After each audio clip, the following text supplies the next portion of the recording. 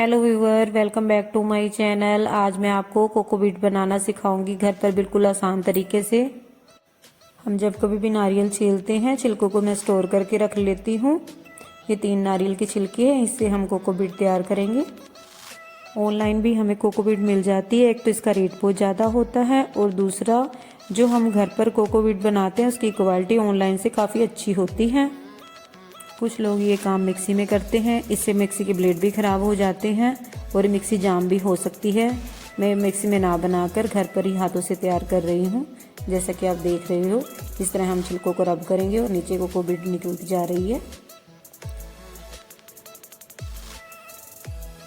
कई बार कई लोगों को पता नहीं होता कि इसका यूज़ हम कहाँ पर करते हैं। इसको मिट्टी में मिलाकर हम कुछ भी बीज सकते हैं। एक तो ये हल्की होती है और दूसरा हैंगिंग बास्केट के लिए बहुत अच्छी होती है। ये कुछ लोग घर की छत पर गार्डनिंग करते हैं, उनके लिए बहुत बढ़िया है।